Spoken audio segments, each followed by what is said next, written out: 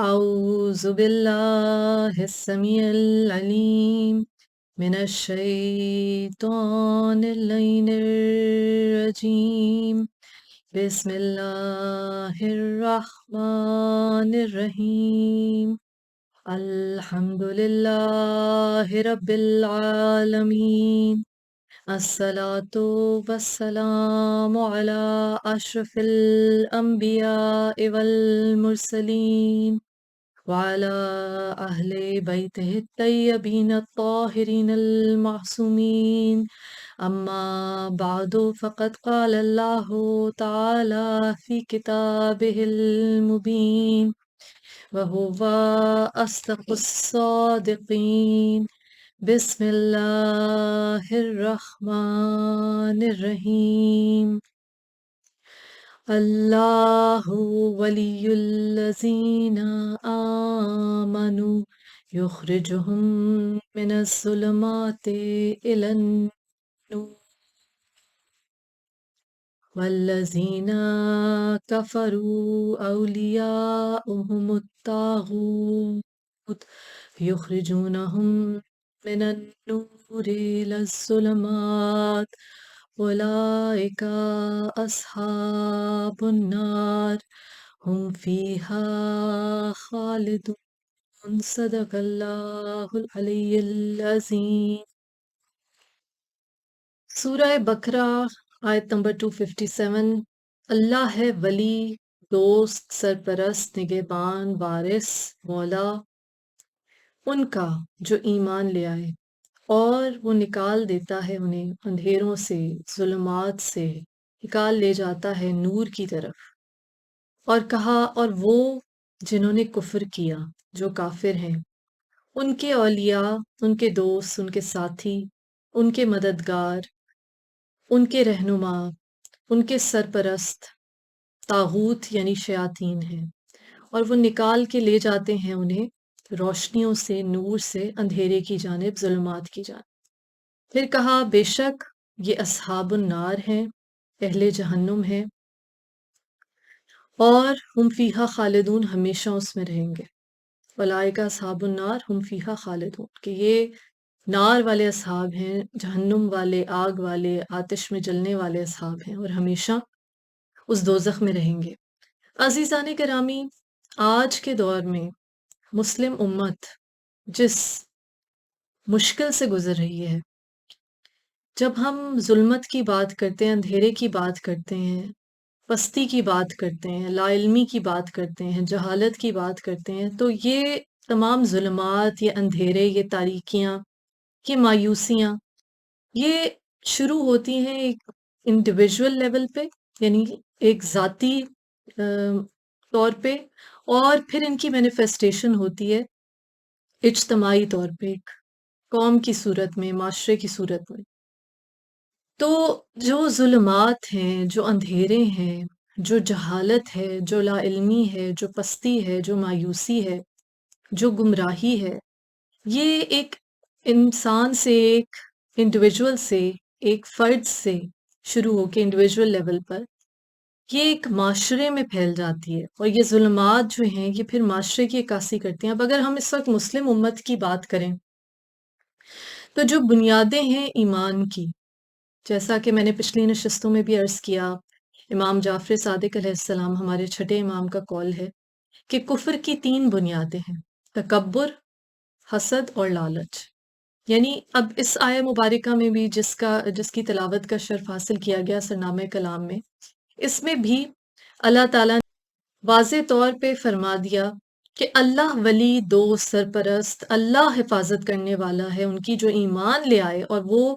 ضمانت دیتا ہے کہ انہیں اندھیروں سے، گمراہی سے، ظلمت سے نور کی طرف لے آئے گا۔ اور نور کیا ہے؟ اللہ تعالیٰ نے خود قرآن حکیم میں کہا اللہ نور السماوات والارض، اللہ زمین و آسمان کا نور ہے۔ کہا نور علی نور، نور پہ نور کی جوت پڑے ہے، اور یہی نور اللہ تعالیٰ نے اپنے ہادیوں کی صورت میں بھیجا۔ 5ویں امام، امام باقر علیہ السلام فرماتے ہیں کہ ہم اور اللہ کی مثال ایسی ہے جیسے سورج اور سورج کی کرنیں۔ اب دیکھیے کہ سورج کی تپش اور اس کی جو چمک ہے، اس کی آب و تاب ہے، وہ انسانی آنکھ جو ہے وہ اس کی تاب نہیں لا سکتی، لیکن جو سورج کی کرنیں ہیں وہ سورج کے ہونے کا پتہ دیتی ہیں۔ اسی طرح معصومین علیہ السلام مظہر خدا ہیں۔ اب چھٹے امام کے قول کے مطابق کفر کی بنیادوں کا بھی پتہ چل گیا، اور اس آیہ مبارکہ کی تفسیر پہ اگر ہم غور کریں کہ وہ جو کفر کرنے والے ہیں، جنہوں نے کفر کیا، وہ لوگ طاغوت کے دوست ہیں، ان کے جو اولیاء ہیں وہ طاغوت ہیں، شیاطین ہیں۔ یعنی کفر کرنے والوں کے جو ساتھی ہیں، جو ولی ہیں، جو دوست ہیں، جو سرپرست ہیں، جو نگہبان ہیں، وہ طاغوت ہیں، شیاطین ہیں۔ اور ہمیں چھٹے امام کے قول سے پتہ چلتا ہے کفر کی 3 بنیادیں ہیں: تکبر، حسد اور لالچ۔ تو جب یہ ظلمت یا اندھیرا ایک انفرادی طور پہ ایک فرد سے بڑھ کر جب ایک معاشرے میں پھیل جاتا ہے، تو پھر وہ پورا معاشرہ، وہ پوری قوم عکاسی کرتی ہے ان کفر کی، اپنے ایکشن سے، اپنے اعمال سے، اپنے کردار سے۔ یعنی تکبر، حسد، لالچ کو اگر ہم کفر کی بنیاد کہیں تو یہ ایک انفرادی طور پہ شروع ہوگا، اور پھر اس کی عکاسی جو ہے، اس کا جو اثر ہے وہ پوری قوم پر، پورے معاشرے پر پڑتا ہے۔ اور یہی وجہ ہے کہ اس وقت مسلمان قومیں جہاں جہاں ہیں وہ بہت زیادہ زیر اثر ہیں طاغوتی قوتوں کے، اور وہ اپنی بیسک آزادی کے لیے، اپنی ایک غیرت کے لیے، اپنے قوم کی حقوق کی پامالی کے خلاف آواز اٹھانے سے بھی قاصر ہیں۔ اس کی وجہ یہ ہے کہ جب خود اپنے دلوں میں اندھیرا ہو، جب خود کفر کا رستہ چن لیا، تو پھر زبان سے چاہے کلمہ پڑھ لیا، زبان سے مسلمان بھی کہلائے، لیکن در حقیقت تو سورہ منافقون کی عکاسی پھر ہو جاتی ہے کہ دل میں تو ہزار بت ہیں، زبان سے کہہ دیا لا الہ الا اللہ، کوئی معبود نہیں مگر اللہ کے، لیکن دل میں بت ہیں، دولت کے، انا پرستی کے، تکبر، جیسے چھٹے امام نے کہا کفر کی پہلی بنیاد، اپنی ذات کے بت، پھر لالچ، دولت کا بت، پھر حسد، دوسروں سے مقابلہ، چاہے وہ دنیاوی طاقت کا ہو، چاہے وہ شان و شوکت کا ہو، چاہے وہ اقتدار کا ہو۔ تو یہ وہ روحانی بیماریاں ہیں، وہ نفسانی بیماریاں ہیں جو انسان کو کفر کی طرف لے جاتی ہیں۔ اب زبان سے چاہے کلمہ پڑھ لیا، لیکن جب عمل کفر کی بنیاد پر ہے، کفر کی 3 بنیادیں چھٹے امام نے کہا: تکبر، حسد، لالچ۔ جب اپنے کردار کو ان آلائشوں سے پاک نہیں کیا، تو پھر کیوں کر ہم اللہ کے نور کا جو مظہر ہیں، جو ہستیاں جن کے لیے قرآن نے کہا کہ ہر رجس کو ان سے دور کر دیا، آیت تطہیر نازل ہوئی، ہم خود کو ان کا محب کیسے کہہ سکتے ہیں جبکہ ہم میں یہ تمام وہ عارضے موجود ہیں کہ جو کفر کی بنیاد کہے گئے ہیں۔ تو جب ذاتی طور پہ ظلمت ہے، اندھیرا ہے، جب ذاتی طور پہ انسان اس قدر پستی میں گھرا ہوا ہے، تو پھر اجتماعی طور پہ بھی قوم کا یہی حال ہوگا۔ یہی وجہ ہے کہ پھر وہ کلمہ حق بلند کرنے کے لیے بھی کسی ظالم جابر وقت کی جو اکنامک پاورز ہیں، وہ جن کے پاس اس دنیا کا اقتدار ہے، وہ جن کے پاس دنیا کی طاقت ہے، ان کے سامنے اپنے کسی بھائی کا گلا کٹتے ہوئے دیکھ کر، اپنے کسی مسلمان دوست ملک پہ بھی حملہ ہوتے دیکھ کر، ان کی جان مال عزتوں کی بربادی دیکھتے ہوئے بھی خاموش ہیں، کچھ کہہ نہیں سکتے، اس لیے کہ زبان سے تو کلمہ گو ہے مگر بیسکلی منافق ہیں، کفر کے رستے پہ۔ اور عزیزان گرامی، یاد رکھیے کہ قرآن میں جب بھی کفر کا ذکر ہوا، کفر کا کلمہ جب بھی بیان کیا گیا، تو وہ کفران نعمت کے معنوں میں آیا ہے۔ عزیزان گرامی، چونکہ ہم نے آج سرنامہ کلام میں سورہ مبارکہ بقرہ کی آیت نمبر 257 کی تلاوت کا شرف حاصل کیا، اللہ ولی الذین آمنوا یخرجہم من الظلمات الی النور۔ اللہ ہے ولی ان لوگوں کا جو ایمان لے آئے اور نکال لاتا ہے انہیں ظلمات سے، اندھیروں سے نور کی جانب۔ عزیزان گرامی،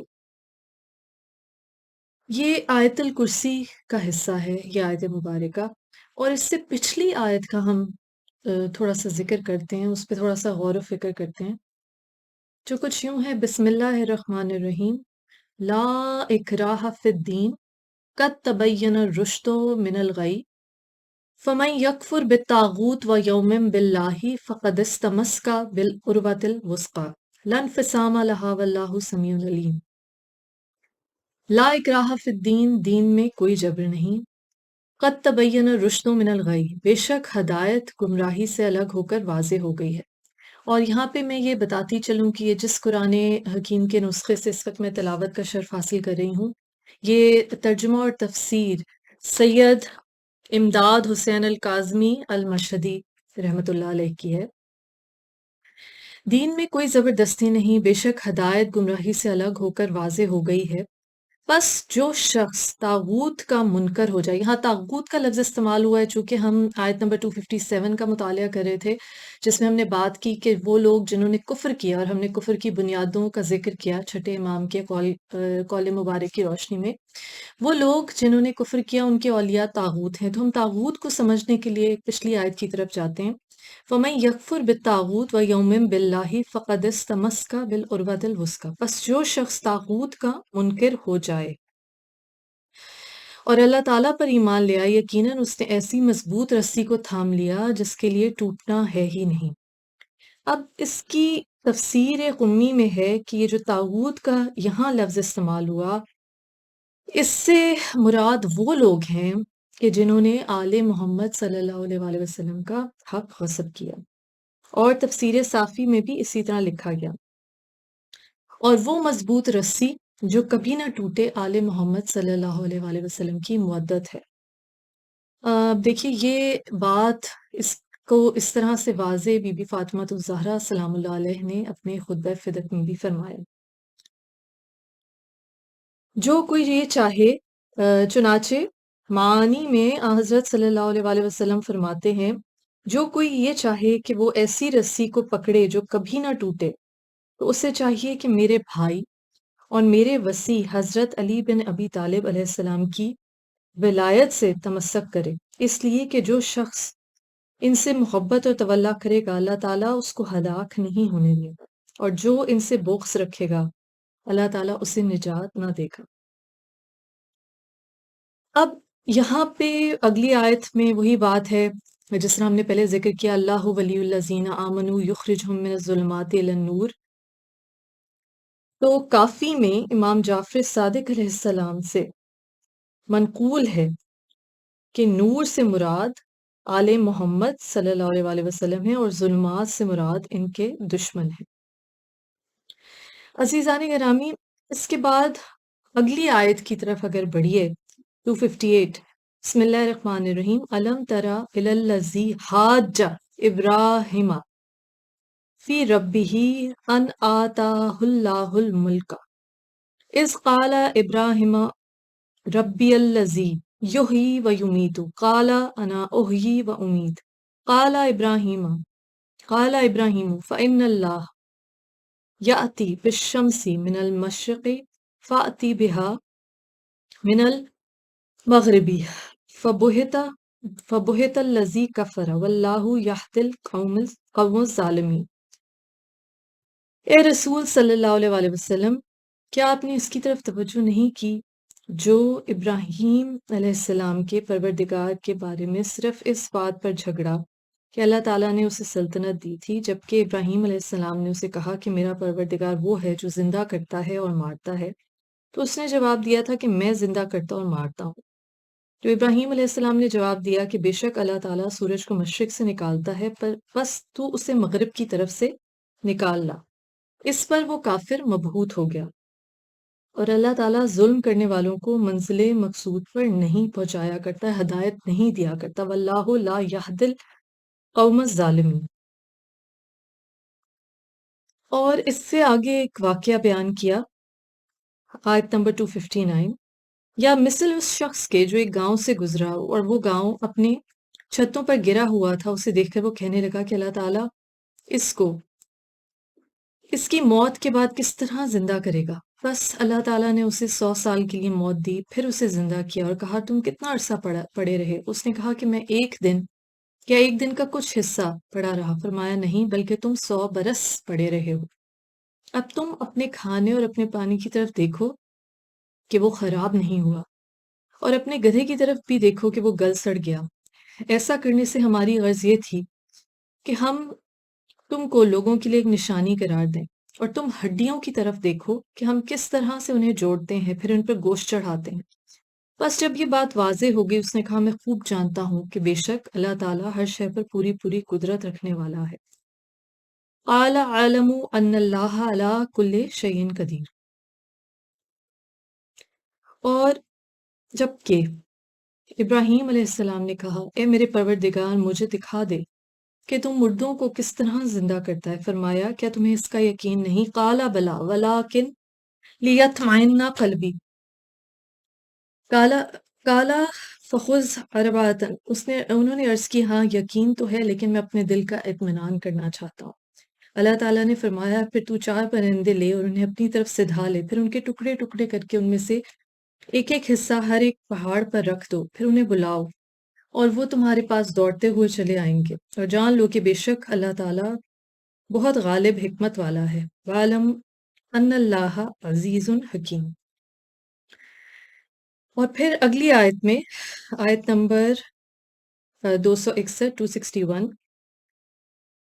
جو لوگ اللہ کی راہ میں اپنے مال خرچ کرتے ہیں ان کی مثال ایک دانہ کی مثال کی طرح ہے جس نے 7 بالی اگائے کہ ہر بالی میں 100 دانے ہوں، اور اللہ تعالیٰ جس کے لیے چاہتا ہے بڑھا دیتا ہے، اور اللہ تعالیٰ بہت وسعت دینے والا اور جاننے والا ہے۔ واللہ واسع علیم۔ جو لوگ اپنے مال اللہ کی راہ میں خرچ کرتے ہیں، پھر جو کچھ انہوں نے خرچ کر دیا اس کے پیچھے نہ تو احسان جتلاتے ہیں نہ ہی دکھ پہنچاتے ہیں، ان کے لیے ان کا اجر ان کے پروردگار کے پاس ہے، نہ ہی ان کو خوف ہوگا نہ ہی وہ رنجیدہ ہوں گے۔ امام جعفر صادق علیہ السلام نے حضرت صلی اللہ علیہ وآلہ وسلم سے روایت کی کہ جس شخص نے کسی مومن کے ساتھ نیکی کی اور پھر اس کا احسان جتلایا یا کچھ کہہ کر اس کی دل آزاری کی تو اللہ تعالیٰ اس کے صدقے کو باطل قرار دے دے گا۔ عزیزان گرامی، ہم نے جو سفر طے کرنا ہے، آج امت مسلمہ کی بات اس لیے کی، انفرادی اور اجتماعی ظلمت اور روشنی کی بات اس لیے کی کہ اس وقت امت مسلمہ جن حالات سے گزر رہی ہے، جو فرقہ واریت ہماری مسلمان امت میں ہے وہ تو ہے ہی، حسینی اور یزیدی لشکر تو اس وقت ہی الگ الگ ہو گئے تھے، لیکن اس کے علاوہ وہ لوگ جو اہل بیت علیہ السلام سے محبت کا دعویٰ کرتے ہیں انہیں بھی بہت زیادہ سول سرچنگ کی ضرورت ہے، خاص طور پہ وہ لوگ جو امام زمانہ امام مہدی آخر الزماں علیہ السلام کی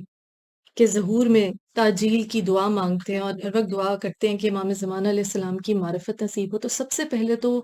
اپنے ایمان کو درست کریں کہ مومن بننا ہے، اللہ ولی الذین آمنو کی منزل پر پہنچنا ہے۔ اگر اللہ کو اپنا ولی بنانا ہے تو اس کے لیے ایمان لانا ہوگا، اور ایمان لانے کے لیے دل میں جو جھوٹے بت ہیں، چاہے وہ انا کا بت ہے، تکبر کا بت ہے، حسد، لالچ، دنیا داری، دنیا کی دولت، دنیا کے اقتدار کا بت ہے، رشتوں ناتوں کے بت ہیں، جیسے علامہ محمد اقبال رحمۃ اللہ علیہ نے کہا یہ مال و دولت دنیا، یہ رشتہ و پیوند، بتان وہم و گما لا الہ الا اللہ۔ جب اولین ترجیح اللہ تعالیٰ کی ذات نہ ہو، لا الہ الا اللہ کا مطلب یہ کہ باقی تمام بت توڑ دیے جائیں، ہر بت کو پاش پاش کر دیا جائے اور اس کے بعد اللہ تعالیٰ کے سامنے سر جھکایا جائے، تو پھر اللہ تعالیٰ ظلمات سے، اندھیروں سے نور کی طرف، اپنے اہل بیت علیہ السلام کی طرف، ان کی طرف جن کی محبت میں کائنات بنائی، انسان کو لے جاتا ہے۔ لیکن وہ جنہوں نے کفر کیا، کفران نعمت کیا، اور سب سے بڑا کفران نعمت یاد رکھیے اس ہدایت کی نعمت کا انکار ہے، اور وہ صرف قول کے علاوہ فعل سے بھی ہے، جیسے سورہ منافقون میں کہا، جیسے امام جعفر صادق علیہ السلام ہمارے چھٹے امام فرماتے ہیں کہ دیکھو اگر ہمارے شیعہ ہو تو ہمارے لیے باعث فخر بنو، نہ کہ ہمارے لیے باعث شرمندگی بنو۔ عزیزان گرامی، لمحہ فکریہ ہے آج امت مسلمہ پہ جتنے ظلم ٹوٹ رہے ہیں، انفرادی اور اجتماعی طور پہ ہم ظلمات میں ہیں، امام زمانہ علیہ السلام کی تعجیل کی دعا کرتے ہیں، اور بے شک جتنا ظلم ہوا، جتنا اپریشن ہے مسلم امت کو فیس کرنا پڑ رہا ہے، جس طرح سے ظلم اور بربریت کا سامنا انسانیت کو، ہمارے لیے یہ سوچنا ضروری ہے کہ ہم نے جو جہاد ہے وہ کس طرح کرنا، ہر شخص کو اپنی طرف سے اپنے نفس کے خلاف جہاد تو ہے، کیونکہ مختلف درجات ہیں عزیزان گرامی۔ جب تک ہم اپنے نفس کو پاک نہیں کریں گے تکبر، حسد اور لالچ سے، اور بہت سے لوگ سوچتے ہوں گے کہ شاید اس وقت پہ جب کہ مصیبتیں ٹوٹ رہی ہیں مسلمانوں پہ، جگہ جگہ لبنان کے مسلمانوں پہ اتنا ظلم ہو رہا ہے، خاص طور پہ اہل تشیع، میں سمجھتی ہوں کہ مسلمان کی جو ڈیفینیشن عام طور پہ لوگوں کے ذہنوں میں ہوتی ہے، خاص طور پہ وہ جو نان مسلمز ہیں، وہ یہ سمجھتے ہیں کہ مسلمان وہ ہے کہ جس نے کلمہ پڑھا، جبکہ میں مانتی ہوں کہ وہ جو یزید کے لشکر میں تھے، کلمہ تو انہوں نے پڑھا لیکن وہ مسلمان نہیں تھے، بلکہ وہ منافق تھے، اور وہ ان عیسائیوں سے ہر حال میں بدتر تھے جو نجران کے عیسائی راہب رسول اللہ صلی اللہ علیہ وآلہ وسلم کے اہل بیت علیہ السلام کے چہرے دیکھ کر، جب قرآن میں آواز آئی، سورہ آل عمران میں کہا آیت نمبر 61، فَقُلْ تَعَالُوا نَدْعُو أَبْنَاءَنَا وَأَبْنَاءَكُمْ وَنِسَاءَنَا وَنِسَاءَكُمْ وَأَنفُسَنَا وَأَنفُسَكُمْ، نجران کے عیسائی راہبوں سے مناظرہ مباہلے کا فیصلہ ہوا، کہا تم اپنے بیٹوں کو لاؤ، ہم اپنے بیٹوں کو لاتے ہیں، تم اپنی عورتوں کو لاؤ، ہم اپنی عورتوں کو لاتے ہیں، تم اپنے نفوس کو لاؤ، ہم اپنے نفوس کو لاتے ہیں۔ تو جو لوگ بحث کرتے ہیں کہ اہل بیت میں ازواج کیوں نہیں، حضرت ام سلمہ علیہ السلام کو کیوں رسول اللہ نے منع کر دیا، حدیث قصہ میں بیان کیا جاتا ہے کہ اہل قصہ کون ہے، اہل بیت کون ہے، رسول اللہ، بی بی فاطمہ زہرا سلام اللہ علیہ، مولا علی، مولا کائنات، مولا علی علیہ السلام، اور امام حسن علیہ السلام، امام حسین علیہ السلام۔ تو سب سے بڑی اس میں جو آپ کو ایک دلیل ملتی ہے سورہ آل عمران، کہ اپنے بیٹوں کو لاؤ، ہم اپنے بیٹوں کو لاتے ہیں، تم اپنی عورتوں کو لاؤ، ہم اپنی عورتوں کو لاتے ہیں، جمع کے سیغے کے باوجود صرف بی بی فاطمہ زہرا سلام اللہ علیہ کو لے کے گئے، کیونکہ وہ معصومیت پہ فائز ہیں، وہ اللہ تعالیٰ کے نور کی مظہر ہیں۔ پروردگار عالم نے جو خاص طور پہ سورہ کوثر کی تفسیر رسول اللہ صلی اللہ علیہ وآلہ وسلم کو عطا کی، اور امام حسن، امام حسین علیہ السلام کو اپنے بیٹے بنا کر لے کے گئے، اور اپنے نفسوں کے طور پہ، نفس کے طور پہ مولا کائنات مولا علی علیہ السلام کو لے کر گئے۔ اور وہ عیسائی زیادہ معرفت رکھتے تھے جنہوں نے کہا ہمارے سامنے وہ چہرے آ گئے کہ اگر یہ پہاڑوں کو اشارہ کریں تو پہاڑ اپنی جگہ سے ہل جائیں، اور جب وہ کلمہ گو یزیدی فوج میں ہمیں نظر آتے ہیں کربلا میں 61 ہجری میں، کہ جو شبیہ مصطفیٰ صلی اللہ علیہ وآلہ وسلم شہزادہ علی اکبر علیہ السلام کو دیکھ کے بھی قتل سے باز نہ آئے، نیزوں پہ سر بلند کرنے سے باز نہ آئے، اس رسول اللہ صلی اللہ علیہ وآلہ وسلم کی بیٹے کو جسے مباہلے کے میدان میں اپنا بیٹا بنا کر لے کے گئے، بار بار کہا حسین منی و انا من الحسین، حسین مجھ سے ہے اور میں حسین سے ہوں، بار بار تعریف کروائی، جس کے لیے سجدے کو طول دیا، جس کے لیے خود سواری بن گئے اور کہا کہ سوار کتنا اچھا ہے، جب کسی نے کہا سواری کتنی اچھی ہے، اس رسول اللہ صلی اللہ علیہ وآلہ وسلم کے جگر گوشے کو جس طرح سے کند خنجر سے پیاسے ذبح کیا، پورے خاندان کو ذبح کیا، بیبیوں کو، اہل حرم کو، آقا زادیوں کو قیدی بنا کر بے پردہ در در پھرایا، وہ کلمہ گو تو تھے لیکن کیا وہ مسلمان تھے؟ ہرگز نہیں۔ تو مسلمان کا جو لیبل ہے وہ بہت زیادہ مس یوز کیا جاتا ہے دنیا میں، جس کو مسلمان سمجھا جاتا ہے جو میجورٹی میں ہے، اگر تو وہ یزیدی فوج کا حصہ ہے تو ہرگز مسلمان نہیں، بلکہ ان عیسائیوں سے بدتر ہیں جو نجران کے میدان میں مقابلے سے ہٹ گئے تھے۔ تو عزیزان گرامی، میں تو ان لوگوں سے مخاطب ہوں کہ جو لا الہ الا اللہ محمد رسول اللہ اور علی ولی اللہ پر بھی قائم ہے، کہ جب سورہ منافقون نازل ہوئی تو لوگوں نے رسول اللہ صلی اللہ علیہ وآلہ وسلم سے پوچھا کہ منافقون اتنے زیادہ ہیں، منافقت پہ پوری سورت نازل ہو گئی ہے، پتہ کیسے چلے گا کہ کون مومن ہے، کون منافق ہے، کس نے صرف زبان سے کلمہ پڑھا اور کون سچے دل سے ایمان لے آیا؟ تو آپ نے کہا کہ علی کا ذکر کرو، زینو مجالسکم بذکر علی ابن ابی طالب علیہ السلام۔ جو مومن ہوگا اس کے چہرے پہ خوشگواری، بشاشت کے آثار نمودار ہوں گے، اور جو منافق ہوگا اس کا چہرے پہ بگاڑ آ جائے گا، ناگواری کے آثار آ جائیں گے۔ کہا علی کی محبت مومن اور منافق میں فرق کرنے والی ہے۔ تو میں ان سے مخاطب ہوں جو اہل بیت علیہ السلام کی مودت پر قائم رہنا چاہتے ہیں، مولا کائنات مولا علی علیہ السلام کی ولایت کا دم بھرتے ہیں، اعلان کرتے ہیں۔ ان سے میری اپیل ہے، خاص طور پہ آج کے حالات کو دیکھتے ہوئے، جب ہمارے سامنے وہ جو بھی طاغوت کے سامنے کھڑا ہوتا ہے اس کو شہید کر دیا جاتا ہے، بہت زیادہ طاقت، بربریت، ظلم، فورس کا مظاہرہ کر کے کرش کر دیا جاتا ہے ہر اس मुजाहिद हक को कि जो रसूल अल्लाह सल्लल्लाहु अलैहि वसल्लम और आपकी अहले बैत अलैहिस्सलाम की पैगाम की सरबुलंदी के लिए आवाज़ उठाता है, हमारे सामने है। हर जगह शियाने हैदर करार पर जुल्म तोड़ा जा रहा है। तो मैं अपील ये करती हूँ कि अभी हमने इनफरादी तौर पे ही वो कदम नहीं उठाया कि जहाँ हम खुद को कुफ्र की बुनियादों से अलग करें, तकब्बुर, लालच, हसद से दूर करें और फिर इज्तिमाई तौर पे हम बहैसियत कौम हम में वो ताकत पैदा हो सके, वो इत्तेहाद, वो मोहब्बत, वो भाईचारा पैदा हो सके कि हम सही मानों में अहले बैत अलैहिस्सलाम के बताए हुए रास्ते पर चल सकें और इस काबिल हो सकें कि हम तागूत के खिलाफ, वक्त के जाबिर और फासिक हुक्मरानों के खिलाफ आवाज़ बुलंद कर सकें। जिस तरह इमाम हुसैन अलैहिस्सलाम ने कहा कि जुल्म के खिलाफ जितनी देर से उठोगे उतनी ज़्यादा कुर्बानी देनी पड़ेगी। और अज़ीज़ान गिरामी याद रखिए, हम रोते हैं करबला के मज़ालिम पर, कूफा और शाम के मज़ालिम पर। कूफा में वो लोग जिन्होंने इमाम हुसैन अलैहिस्सलाम को पहले बुलाया खत लिखकर और फिर बाद में मुकर गए, तो इमाम ज़ैनुल आबिदीन अलैहिस्सलाम, जिनका एक लक़ब गैरतुल्लाह, इमाम सैयद सज्जाद ज़ैनुल आबिदीन अलैहिस्सलाम फरमाते हैं कि कूफा सिर्फ एक जगह का नाम नहीं बल्कि हर जगह जहाँ भी जुल्म पे लोग खामोश हो जाएं, वो जगह कूफा है और वो लोग कूफी हैं। और इमाम रज़ा अलैहिस्सलाम का कौल है कि जो शख्स जुल्म करने पे खामोश, जुल्म को देख के खामोश है, वो भी जुल्म करने वालों के साथ शामिल है। और अज़ीज़ान गिरामी, मौलाए कायनात मौला अली अलैहिस्सलाम ने कहा कि जहाँ जुल्म देखो उसको हाथ से रोको, हाथ से नहीं ज़ुबान से नहीं रोकते तो दिल से बुरा जानो, किसी भी तरह रोकने की कोशिश करो कम से कम, ताकि जुल्म के खिलाफ आवाज़ उठाने वालों में तुम्हारा नाम शामिल हो, ना कि जो लोग जुल्म कर रहे हैं उनके साथ तुम्हारा नाम लिया जाए। अज़ीज़ान गिरामी, इमाम हुसैन आली मकाम अलैहिस्सलाम की कुर्बानी का जब हम ज़िक्र करते हैं और जब हम अ, कोशिश करते हैं बार-बार करबला के मकतब से, मकतब हुसैनी से फैज़याब होने की, तो याद रखिए हम पे ये फ़र्ज़ है कि हम जिस तरह मुमकिन हो, पहले तो अपनी इनफ़िरादी अंधेरों को, ज़ुल्मात को दूर करें ताकि हम इस काबिल बन सकें कि हमारी अव्वलीन तरजीह अल्लाह ताला और रसूल अल्लाह सल्लल्लाहु अलैहि वसल्लम की मोहब्बत, अहले बैत अलैहिस्सलाम की मवद्दत हो, ताकि हम अजर रिसालत तो अदा कर सकें।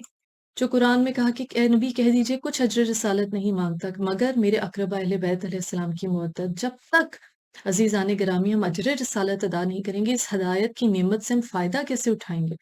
और फिर देखिए अगला जो बहुत ही नागुज़ीर अहम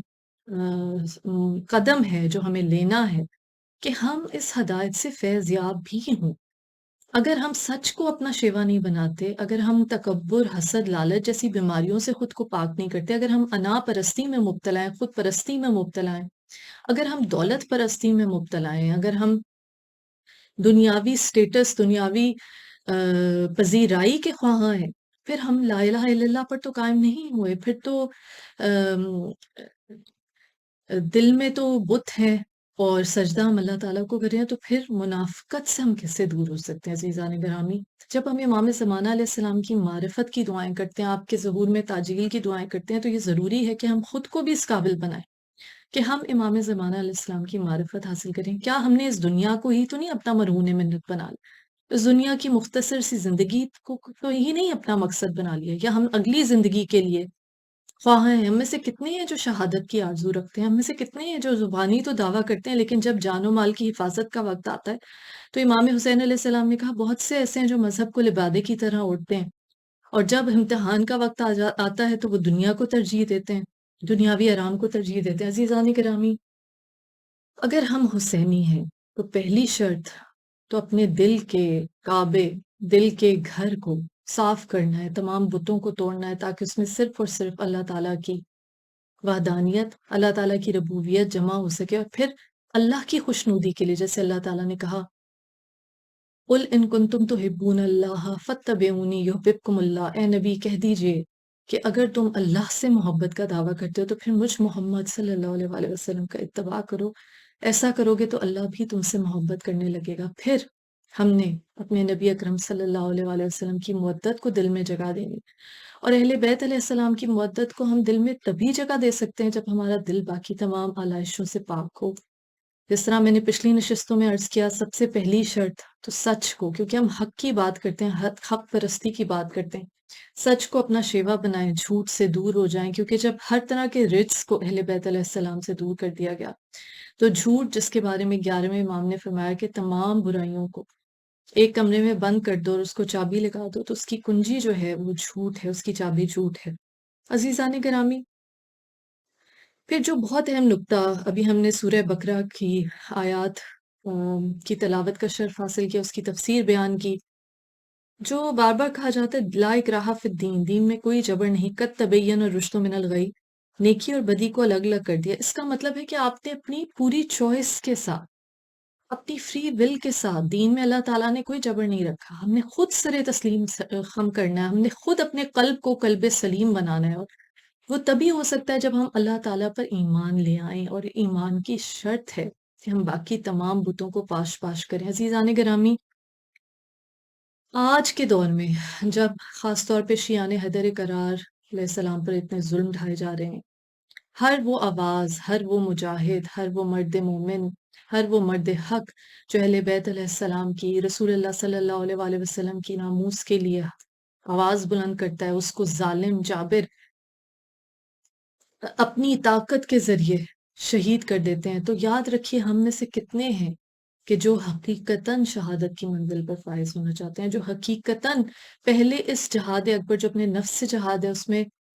کوشش کر رہے ہیں، کوشاں ہیں کہ ہم اپنے دل سے ان تمام بتوں کو پاش پاش کریں۔ ہم میں سے کتنے ہیں جن کے لیے اولین ترجیح اللہ تعالیٰ اہل بیت علیہ السلام کی محبت ہے؟ ہم اپنے وقت میں سے، اپنی دولت میں سے کتنا وقف کرتے ہیں، کتنا صرف کرتے ہیں اہل بیت علیہ السلام کی محبت پہ، پھر اپنی آنے والی نسلوں کے ذریعے جو ہماری اس دنیا میں لیگسی ہے، ہم اہل بیت علیہ السلام کی مودت میں ان کو کس طرح سے ان کی تربیت کرتے ہیں کہ ان کو سچ کی تعلیم دیں، ان کو حسد، لالچ، تکبر کے کفر کی بنیادوں سے دور رکھیں، انہیں بتائیں کہ سچا مومن کیا ہے، اور پھر اہل بیت علیہ السلام کی محبت، جس طرح مولا کائنات مولا علی علیہ السلام نے فرمایا کہ تم اپنے بچوں کے دلوں میں اہل بیت علیہ السلام کی محبت کا بس بیج بو دو، اس کو تناور درخت بنانا ہماری ذمہ داری ہے۔ عزیزان گرامی، لمحہ فکریہ ہے، دل خون کے آنسو روتا ہے کہ آج بھی حسینی بہت کم ہیں صحیح معنوں میں امام حسین علیہ السلام کے رستے میں شہید ہونے کے آرزو مند، اور یہ عشق الہی آسان نہیں ہے۔ کربلا میں جب امام حسین علیہ السلام پہنچے تو آپ نے کہا یہ عاشقان خدا کی قتل گاہ ہے۔ آج بھی ہم دعا گو ہیں ان تمام شہداء کے لیے جنہوں نے اپنی جانیں نثار کر دی امام حسین علی مقام علیہ السلام کے پیغام کو پہنچانے کے لیے، اور ہم خواہش مند ہیں، دعا گو ہیں کہ یا اللہ ہمیں ہماری آنے والی نسلوں میں اہل بیت علیہ السلام کی محبت، مودت، رسول اللہ صلی اللہ علیہ وآلہ وسلم، عشق رسول کو قائم کر دے صحیح معنوں میں۔ رسول اللہ صلی اللہ علیہ وآلہ وسلم نے فرمایا اِنَّ لِقُتْلِ الحسین حرارةً فی قلوب المؤمنین لا تبرد ابدا، قتل حسین سے مومنوں کے دلوں میں ایسی حرارت، ایسی گرمی پیدا ہوگی جو تا قیامت ٹھنڈی نہیں ہوگی۔ آج کی نشست میں آج کی نشست میں الفاظ ساتھ نہیں دے رہے، دل غمزدہ ہے، دعا گو ہوں کہ اللہ تعالیٰ ہمیں توفیق عطا فرمائے کہ ہم اس دنیا کی جو مختصر سی زندگی، یہ جو ٹیسٹ ہے، رسول اللہ صلی اللہ علیہ وآلہ وسلم نے کہا کہ دنیا کی زندگی کا مقابلہ آخرت کی زندگی کے مقابلے میں ایسے ہے جیسے سمندر کے سامنے قطرہ، اور قرآن میں کہا الحیات الدنیا لعب و لہو، یہ دنیا کی زندگی کھیل کود، ہم اس دنیا میں مگن ہو کے اس روزگار کے غموں میں مبتلا ہو کے کہیں اپنی اولین ترجیح اللہ تعالیٰ کی بندگی کو تو نہیں بھول بیٹھے، کہیں مودت اہل بیت علیہ السلام سے غافل تو نہیں ہو گئے، اپنے وقت کو، اپنی دولت کو اہل بیت علیہ السلام کے حقوق کی بالادستی کے لیے، رسول اللہ صلی اللہ علیہ وآلہ وسلم کی رسالت کا اجر رسالت ادا کرنے کے لیے صرف کیجئے۔ یاد رکھیے عزیزان گرامی، یہ دنیا کی وہ سب سے بڑی نعمت ہے ہدایت، کہ اس کے بغیر تمام نعمتیں بیکار ہیں۔ دعا گو ہوں کہ اللہ تعالیٰ ہمارے دلوں میں، ہمارے آنے والی نسلوں کے دلوں میں اہل بیت علیہ السلام کی محبت کو قائم و دائم رکھے۔ یا اللہ جو رزق کے خواہاں ہیں انہیں وہ رزق دے، تو نے کہا جو شہید ہیں انہیں مردہ نہ سمجھو، گمان بھی نہ کرو، ولا تحسبن الذین، وہ زندہ ہیں اور تیری جناب سے رزق پاتے ہیں، ان کے رزق حسن کے صدقے میں ہمارے رزق میں اضافہ فرما، پاک و طیب رزق دے، جن جن کے پاس اپنا گھر نہیں انہیں وہ گھر دے جو مجلس حسین کے لیے ہو۔ یا اللہ جو بیمار ہیں بیمار کربلا کے صدقے میں انہیں شفائے کلی عطا فرما۔ یا اللہ جو طالب علم امتحان دے رہے ہیں انہیں دین و دنیا میں سرخروئی نصیب فرما۔ یا اللہ ہمیں توفیق دے کہ ہم آنے والی نسلوں کی صحیح تربیت کر سکیں، اہل بیت کی محبت اور مودت ان کے دلوں میں قائم کر سکیں۔ یا اللہ ہمیں کوئی غم نہ دے سوائے غم حسین کے، تو علیم بذات صدور ہے، دلوں کے حال جانتا ہے۔ جو مومنین اس نشست میں میرے ساتھ شامل ہوئے ان کے دلوں کی جو حاجات ہے اپنی بارگاہ میں قبول و منظور فرما۔ جو لوگ ہر فاتح دن کے ساتھ، ہر گزرتے دن کے ساتھ اہل بیت علیہ السلام کی مودت میں، محبت میں شہادت کا جام نوش کرتے ہیں، یا اللہ ان کے درجات اپنی بارگاہ میں بڑھا دے۔ تو نے جس طرح رسول اللہ صلی اللہ علیہ وآلہ وسلم آپ کی آل پر درود بھیجنے کا حکم دیا، اور وہ عبادت ہے جس میں تو شامل ہوتا ہے، ان نیک روحوں کے ساتھ ہمیں بھی توفیق عطا فرما کہ ہم اہل بیت علیہ السلام سے راہ مستقیم کے رستے پر چل سکیں۔ کوئی غم نہ دے سوائے غم شبیر، شبیر کا غم بانٹ رہا ہے تو ادھر دے، لعنت اللہ علی قوم الظالمین۔ اللہم صلی علی محمد وعلی محمد۔